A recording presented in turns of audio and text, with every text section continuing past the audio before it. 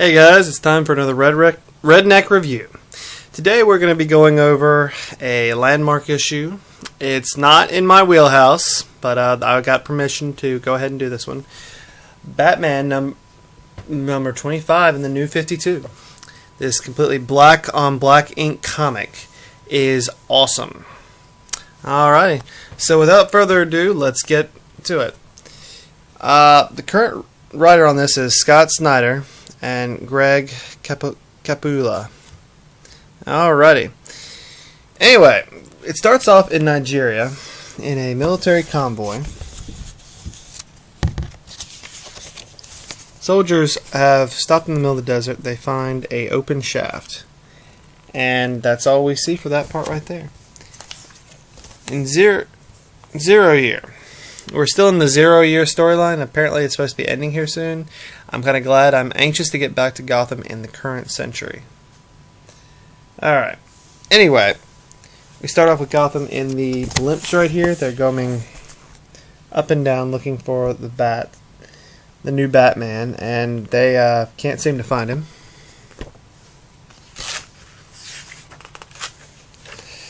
And all of a sudden we see a very new and retroactive Batmobile. Everyone is just crazy over this. It looks like a Hot Wheel.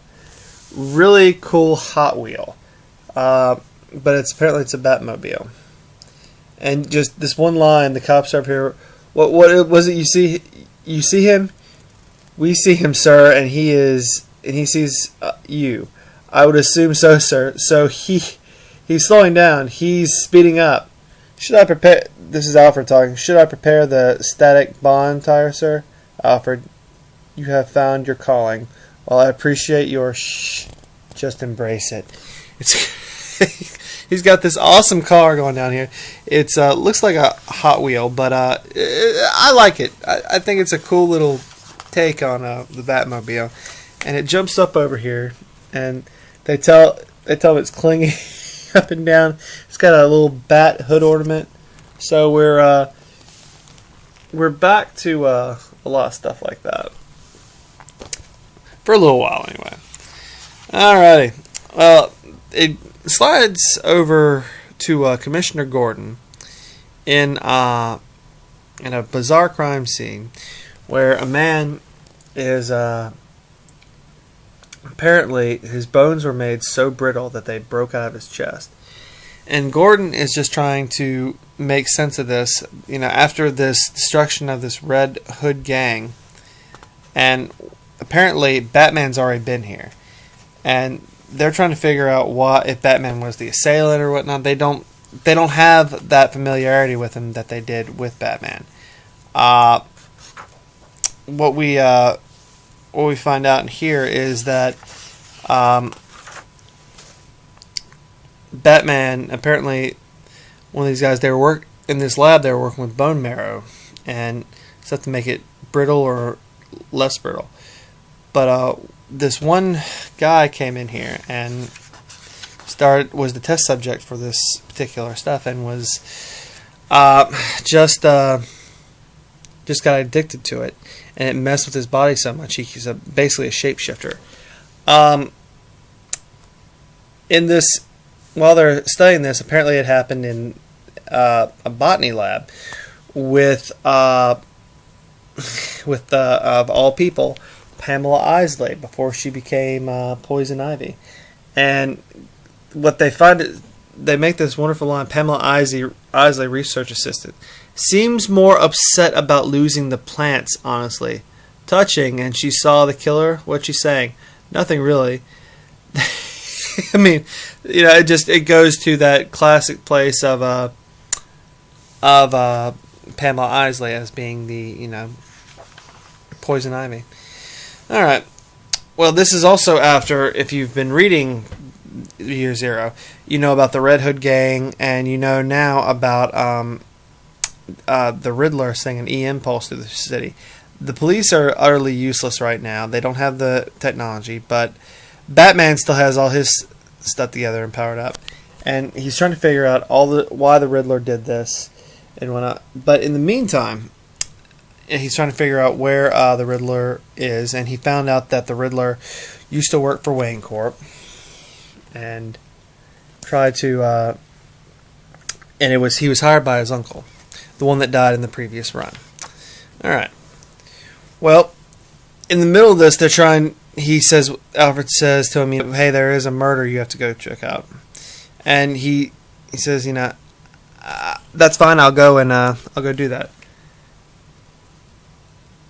And as they're getting out of the cave, he's going to go get ready to investigate this. He's talking about all of the cops in the city. He tells them there's not one cop he can trust and go over things with. And who would be right where they're building the cave? Other than Commissioner Gordon, Lieutenant Gordon. You surprise me. He tells him, well, first I'd like to tell you that this is what Gordon's trying to say. Apparently they have some history, and Gordon may have hid things about Wayne's parents' murder. But this is what he says. First I'd like to tell you that it's good to see you back in town, and tell you what a brave thing I think you did at AC Chemical.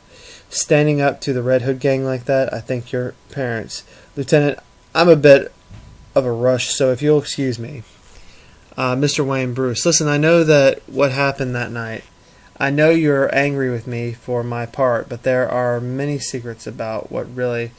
Your part, Lieutenant, I know all the things you thought no one would learn. The things you covered up.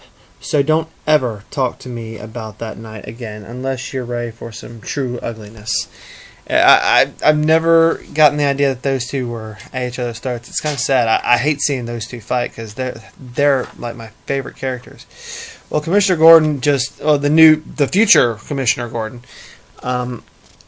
asked him what was he doing down in this cave. He said, "Oh, we're putting the generators. They have to be so far away from the house that they, we can party and everything like that while the power's out." He says, "Oh, all right." So he said, "Mind if I take a look?" And he goes, "Of course you can." And he taps some sort of device that calls the bats to him and just attacks him. And he gets cut on the side. He said, "You should get that looked at, Lieutenant Gordon. The generators for the ground are cumbersome and keep the manor. We keep them in storage below. Only probably is the Arctic bats They attract the generators attract the bats. We're down there spraying. Now, I'm sure you have better places to be." Lieutenant Gordon says, I know I do. So, a little hazing by Gordon right there. And another character we meet for the first time in this is Lucius Fox, who we meet for the first time. He gets visited by Bruce, who explains what's going on here, and I'll read the part where he tells him. It's been intense. This is where he goes, "I appreciate the praise, Bruce, but I assume you didn't come here on a dark, stormy night to stroke my old ego. I'm here about a scientist you heard, Helfram. Yes, this is the guy that we found.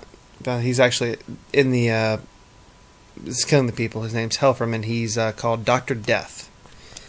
I was part of a group brought in when your uncle first took over there. There were 5 of them, all together, Kevlar, Punjin, Brook Deeds, and him. Belron was the real genius of the bunch. He worked in the nanomedicine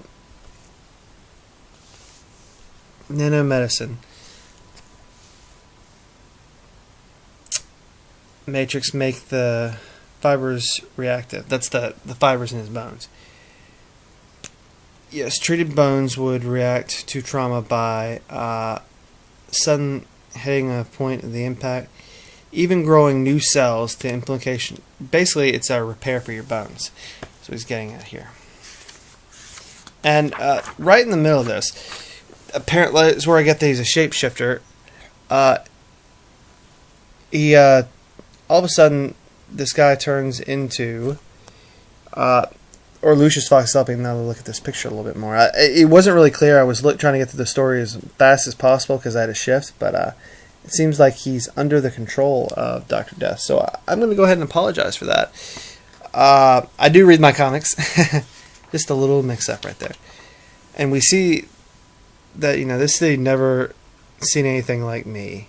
And I'm just getting started. Look, this dude is just butt ugly. I mean, and they still haven't understood what's going on with the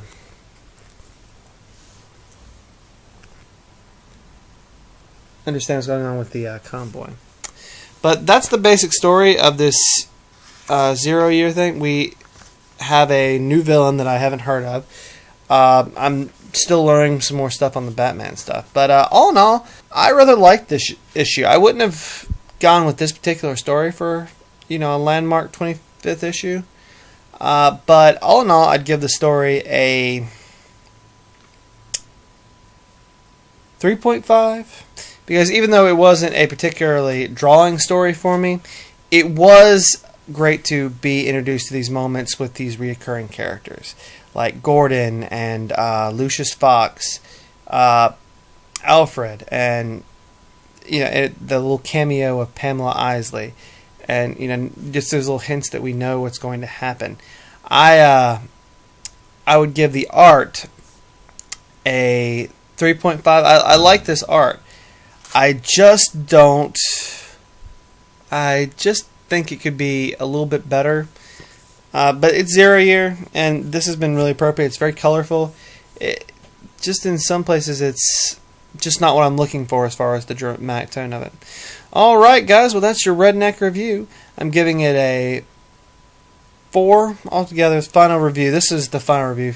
4 on the story, and a 3.5 on the art, just for my preference. Remember, these reviews are just my opinion. If you have a different one, please leave it in the comments below. Alright, guys, this is your friend Robert from Redneck Reviews. Thank you so much.